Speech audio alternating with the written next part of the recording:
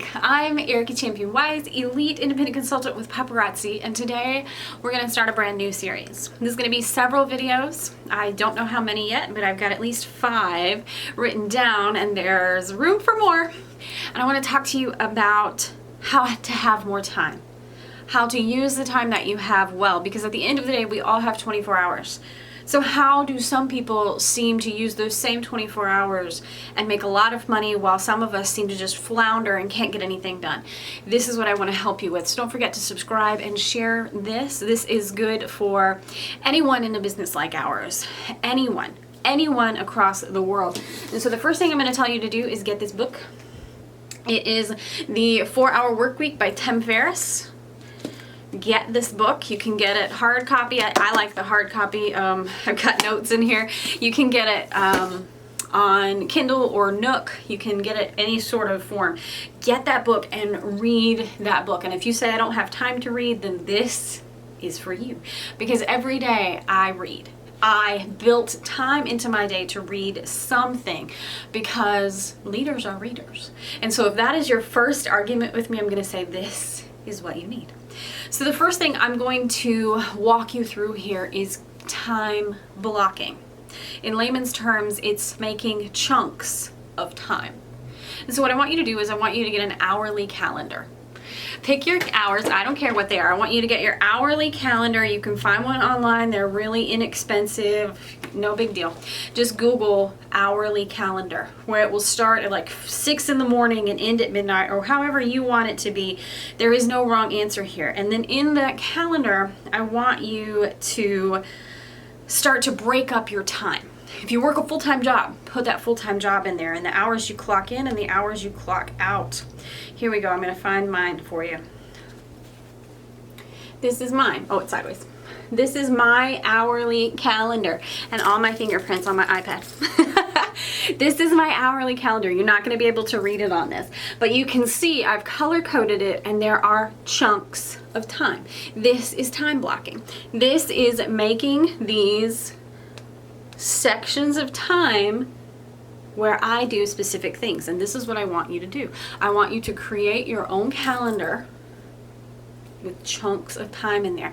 I do not want you to overthink this. My very first calendar like this, I used colored pencils and markers, okay? There's no wrong way to do this, just do it. So whatever you have to do, create yourself a schedule. Yours is going to look different. Yours is going to be based 100% on your priorities, not mine. I don't have children, so I won't have anything for children on there. I don't work a full-time job outside of paparazzi, so I won't have a full-time job on there. I want you to create this schedule around your life. Now, there's a few important chunks that you have to have in there. If you work a full-time job, you got to have a full-time job. You go to church, you got to put church time on there.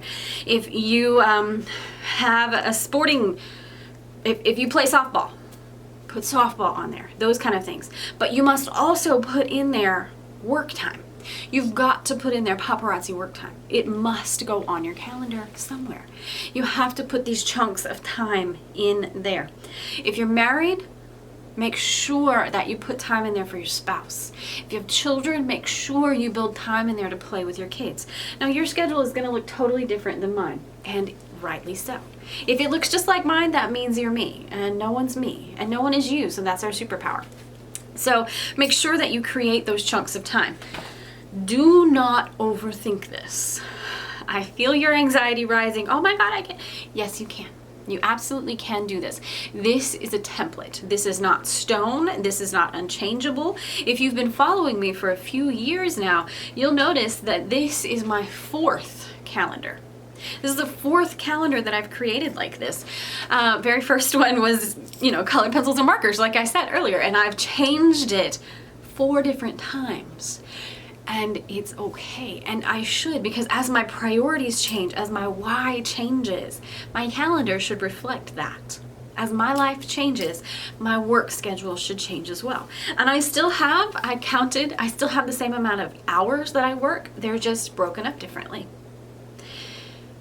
it's okay if this is a reboot for you and you're changing your calendar up. Now, the next part is I need you to create categorized to-do list. I'm not going to show you mine, but I create categories for my to-do list. So I have a house category. In my house category, I put things like do the laundry, make dinner, pick up the living room, hide my shoes, put my shoes away, those kind of things. That's my house category. Those are all things related to my household life. Buy the groceries. Then I have a life category.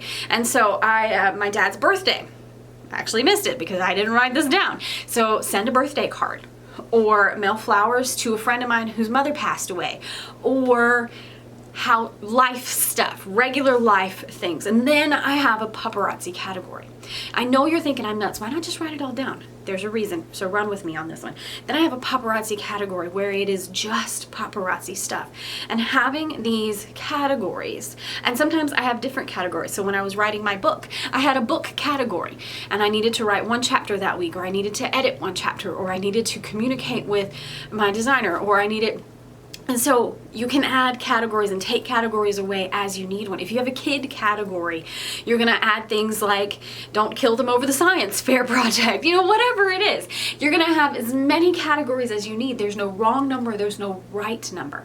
But what you need to do is segregate them out into these different categories so that when you pull out your schedule, and like me, paparazzi pink is pink, right? Pink is paparazzi work there. I know I'm walking into my office and it's paparazzi time at 9 a.m. I know I need to pick up and pull out my paparazzi to-do list. And that's all I get to work on in that time. And then when it's time to, I have YouTube. Let's see what time it is. It's Thursday afternoon at 3 o'clock and it's time for me to work YouTube. And so I'm doing that right now. I know that when it's YouTube time, I can work on, create, edit all those videos. Solomon does the editing now during YouTube time, and that is my schedule. This works for a few reasons. Number one, you're not going to waste time putting together a to-do list. It's already done for you. Number two, you walk in and you know what needs to be done and you can get started. You're not having to fumble around and nope, you walk in and get started. You're not wasting precious time. The beautiful thing about these categories of to-do list is when you're done with that time chunks category, you are done. If you want to go do something else, you can. If you want to work on a different project related to that category, you can. And so when I come in my paparazzi office every morning, my morning to-do list is really very short. It's really very short and it does not take me a long time.